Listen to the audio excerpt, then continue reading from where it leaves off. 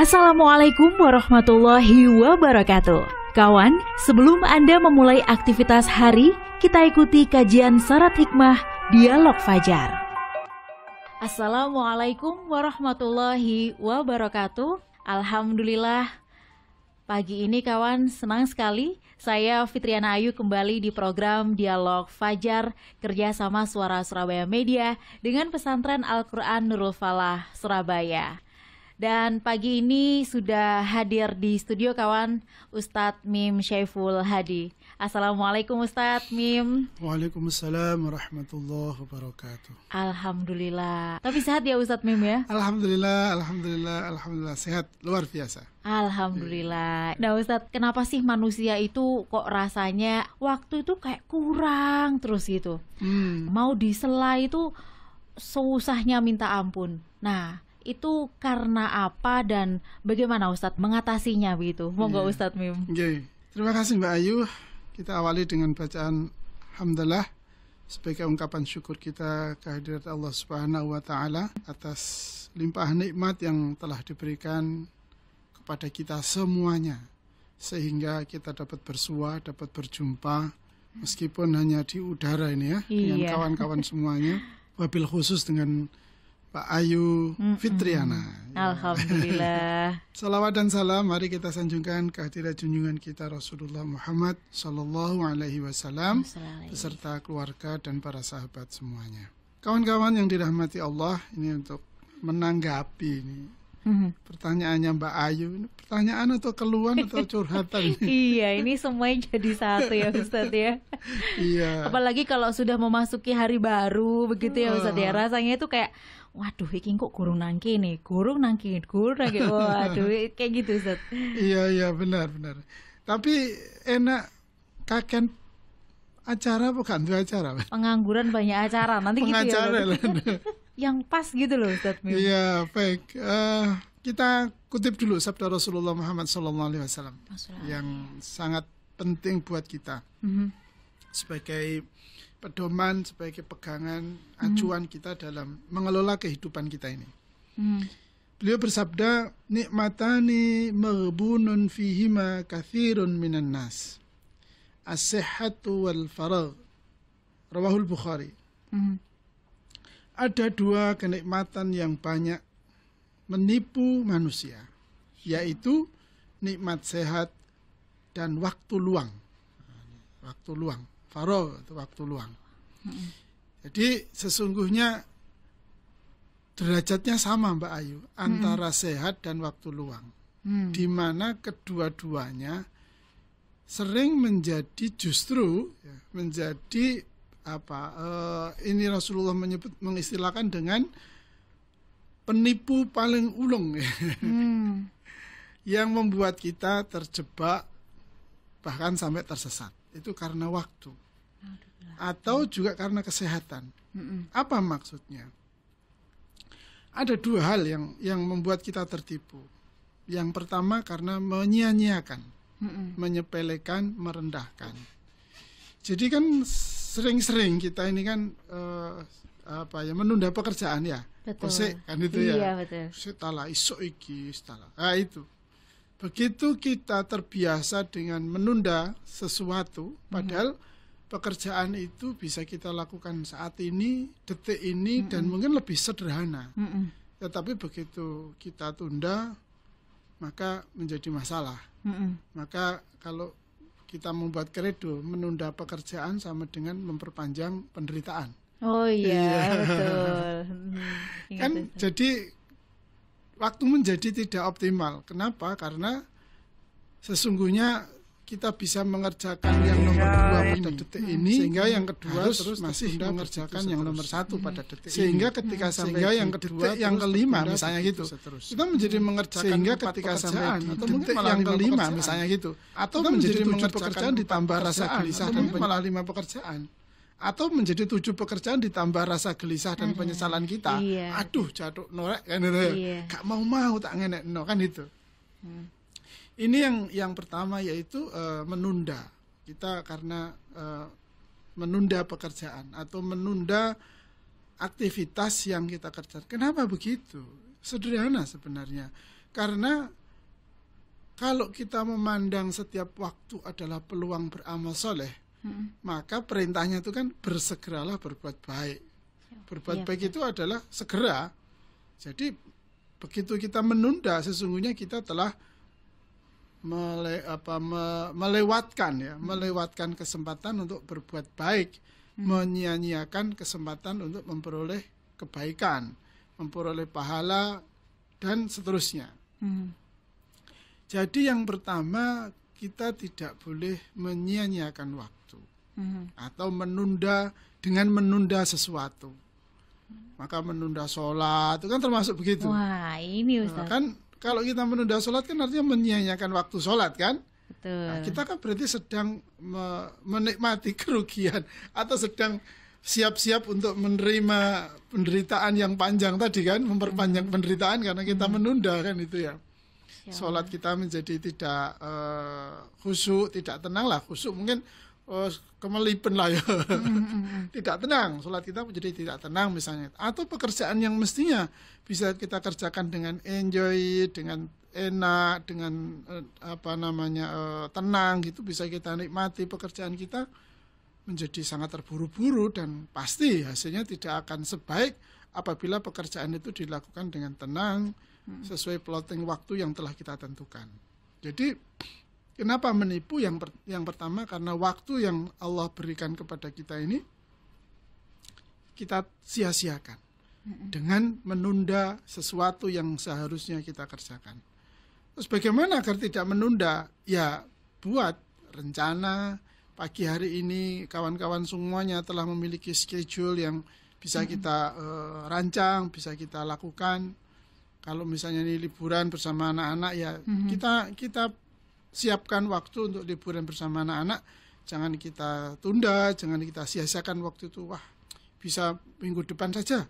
Padahal kita tidak tahu minggu depan apa yang akan terjadi, kesibukan baru apa yang akan datang menghampiri kita. Nah, maka ketika saat kita bertemu dengan waktu luang di hari ini, kesempatan yang datang pada hari ini, maka pandanglah setiap waktu, penggal waktu, jam, menit, sampai detik itu adalah kesempatan-kesempatan kita untuk beramal saleh.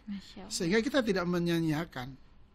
Sayang nanti kalau amalan soleh ini kita sia-siakan. Sampai kalau biasanya ini saya kepada murid-murid perempuan saya misalnya, atau anak perempuan saya juga, begitu dia sudah suci ya Mbak Ayu ya, menstruasinya sudah suci, maka bersegera mandi, bersuci maksudnya, dan segera sholat itu. Kenapa? Karena ya bisa berakibat fatal kan nanti ketika dia menunda bersucinya, otomatis akan menunda kewajiban melaksanakan sholatnya. Padahal kita tidak tahu kapan kita akan dipanggil oleh Allah, pada detik yang mana. Nah, itu latihan. Kalau tidak dilatih tidak bisa. Itu maka ya harus latihan. Latihan dari kapan? Dari sekarang. Kalau kita tidak bisa merasakan penggalan waktu adalah penggalan perbuatan perintah melakukan kebaikan, maka ya harus kita mulai hari ini, kita atur, kita tata, kita kelola kegiatan ini dan kerjakan segera. Jangan menunda, karena menunda pekerjaan memperpanjang penderitaan. Masya Allah. Apalagi sholat ya Ustaz. Apalagi sholat. Ya sholat Allah. kan sekali lagi kita tidak pernah tahu detik, saat ya istilahnya dalam Al-Quran itu, saat yang datang akan menimpa kita. Padahal pada saat itu kita belum menunaikan sholat kan sungguh-sungguh sebuah penyesalan. Nah, penyesalannya itu pasti setelah terjadi kan Mbak Ayu ya. Iya. Setelah kita tahu, aduh dulu aku meninggalkan sholat, itu kan pasti sangat menyesal. Atau kalau kita cek log itu di akhir bulan ada rekap itu, loh ono sing bolong. Iya. Terus gak bisa ditambal mana kan. Nah, padahal kenapa? Karena sudah lewat waktunya. Okay. Lah yang kedua adalah menyia-nyiakan waktu atau waktu luang adalah dia menggunakannya tidak untuk kebaikan. Kita ya ini penyakit yang sekarang datang menimpa anak-anak kita kan ya, anak-anak kita, anak-anak muda kita. Ini kan dengan adanya game misalnya begitu ya. Ya yang membuat mereka menjadi tidak merasa bahwa waktu ini berharga, bahwa kesempatan ini sangat berharga, sehingga dia mengisinya, menggunakannya, sibuk kan? Anak-anak kita ini kan sibuk, tentang gitu kan? Faktanya mendelik beripate. Iya. Tapi kalau apa-apa tapi tidak digunakan, ya sesuatu yang bermanfaat. Iya. Dan apa-apa nih sing dilakoni kalau gunane untuk masa depannya dia juga nggak ada manfaatnya, untuk meningkatkan kompetensi kapasitasnya juga tidak.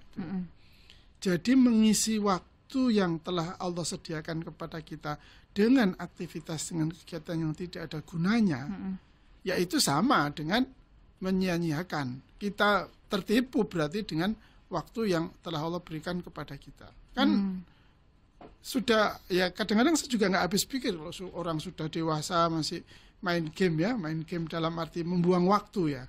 Dalam arti membuang waktu untuk main game, dengan main game. Mengapa begitu cara berpikirnya? Loh kan sekarang Ustaz sudah passive income gitu ya. Oh iya, dari duit datang itu, sendiri, betul. Ya. Loh, duit kan gitu. Tetapi waktu yang disediakan oleh Allah kepada kita ini kan lebih berharga dari segunung duit kan? Kenapa? Kemanfaatan hidup kita, kegunaan hidup kita, ya.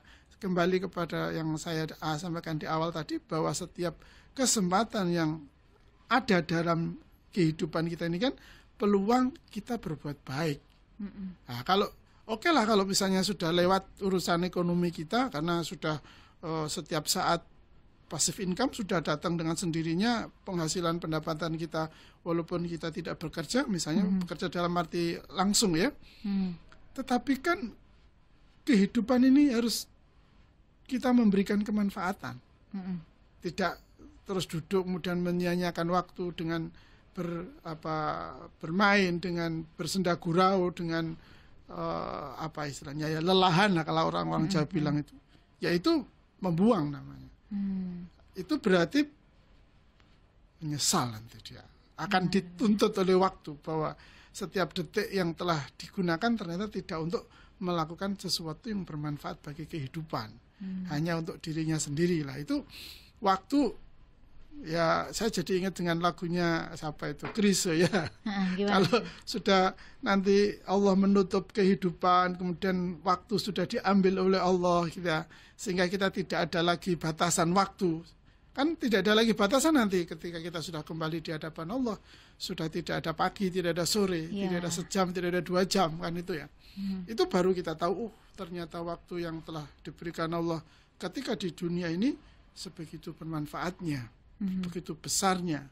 Maka kehidupan itu kan 2 kali, hidup di dunia dan hidup di akhirat, ya.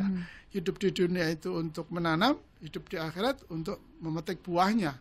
Nah, waktu-waktu ini adalah seperti sebuah lahan, gitu, ya. Sepetak lahan, 2 petak lahan, atau 1 hektar lahan dan seterusnya, di mana saat kita untuk menanam, menyemai biji, dan kelak dari situlah kita akan memetik buahnya. Kemudian yang kita akan tertipu yang kedua itu kesehatan, Mbak Ayu. Wah, kalau kita lagi sehat begini kan kebaya, ya toh? Iya. So kayak sip-sipo. Saya lihat Ustadz jalannya lemes. Duh, kemenyek gitu, ya Ustadz, ya. Soalnya kita masih sehat gitu, ya Ustadz. Iya. Kenapa manusia sering tertipu oleh kesehatan? Karena ketika sehat dia tidak merasa bahwa sehat ini nikmatnya Allah. Padahal setiap nikmat yang diberikan Allah kepada kita ini tidak akan luput dari pertanggungjawaban. Masya Allah. Kalau kita merasa bahwa nikmat sehat ini adalah amanah yang harus kita pertanggungjawabkan, kan pasti tidak sembarangan kita. Iya.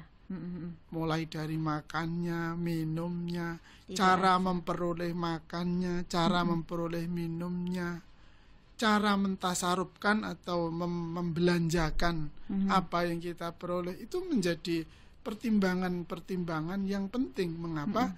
Iki tuwek kurek kan itu.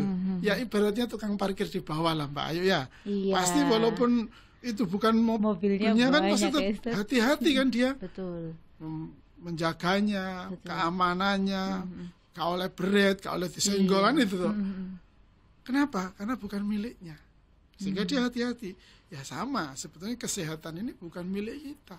Kesehatan ini miliknya siapa? Miliknya Allah. Sewaktu-waktu bisa diambil oleh Allah. Nah, ketika itulah kita akan mengatakan, hati-hati Rek dengan kesehatan ini, jangan disia-siakan. Bagaimana menyia-nyiakan kesehatan itu? Ya, satu, kita sembarangan menggunakan kesehatan ini. Yang kedua, tidak menggunakan kesehatan kita untuk melakukan kebaikan untuk kehidupan. Maka saya ikut prihatin ya, beberapa berita terakhir ini, misalnya di pusat-pusat atau tempat-tempat ya dalam tanda kutip hiburan. Bahasa agamanya tempat-tempat bermaksiat gitu ya. Oh, ternyata didatangi pengunjung yang berjubel. Ya Allah, ketika pandemi kemarin wong padha wedi mati gitu ya. Saiki begitu pandemi wis dijobok karo Gusti Allah, dibebaskan kita, oh ternyata nafsu kita untuk berbuat maksiat menjadi terlampiaskan. Itulah kemudian yang disebut dengan tertipu dengan kesehatannya. Berarti makanya nek wong mati ku Mbak kan, saya niki nggih, saya ini apa wis gak maksiat maneh ngono. Oh, iya. Sederhananya kan itu. Nah, daripada hidup terus kemudian dia berbuat keburukan kayak gitu. Betul, Ustaz. Kan mati, nambah itu dosa. Iya, betul, Ustaz. Nah, ini yang menjadi kata kunci yang sangat penting. Maka dua nikmat yang sering menipu manusia itu, yang pertama adalah waktu yang luang atau waktu yang longgar.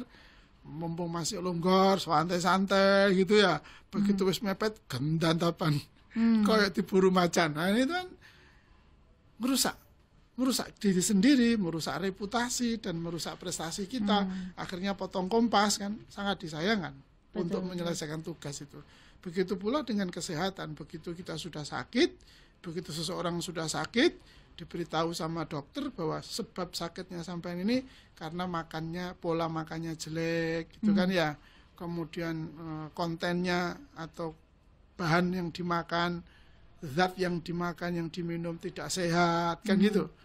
Cara, bahkan kalau menurut agama, cara memperolehnya juga tidak dengan cara yang halal, itu menjadilah penyakit yang sulit untuk diobati. Ketika itu baru menyesal, aku dulu kok enggak gitu ya caraku makan, aku kok enggak memperoleh makanan, minuman dengan cara yang halal, yang baik, yang memberi kebaikan, kebahagiaan pada orang lain. Sehingga sehat yang Allah berikan ini betul-betul menjadi amanah yang layak untuk kita pertanggungjawabkan dengan memperoleh kebaikan-kebaikan dari sehat kita. Kalau tidak sehat kan kita nggak bisa berbuat baik. Maka ketika kita sehat, lakukan kebaikan. Masya Allah. Berarti intinya kita tuh jangan sampai tertipu sama waktu luang dan nikmat sehat itu ya Ustaz? Betul ya. Agar nggak tertipu tadi ya. Satu, jangan menyia-nyiakan atau dengan menunda pekerjaan. Terus yang kedua, isilah setiap waktu itu dengan kebaikan. Alhamdulillah Ustaz Pim, terima kasih sudah mengingatkan kita. Jangan sampai tertipu kawan akan nikmat sehat dan waktu luang. Menghargai waktu, apapun itu, berapapun detiknya, menit, segala macamnya, kita harus memanfaatkan dengan baik. Ingat, kurang menunda lebih pekerjaan, memperpanjang penderitaan. Sepakat. Baik, dan terima kasih kawan. Saya Fitriana Ayu dan Ustadz Mim Syaiful Hadi pamit. Wassalamualaikum warahmatullahi wabarakatuh. Waalaikumsalam warahmatullahi wabarakatuh.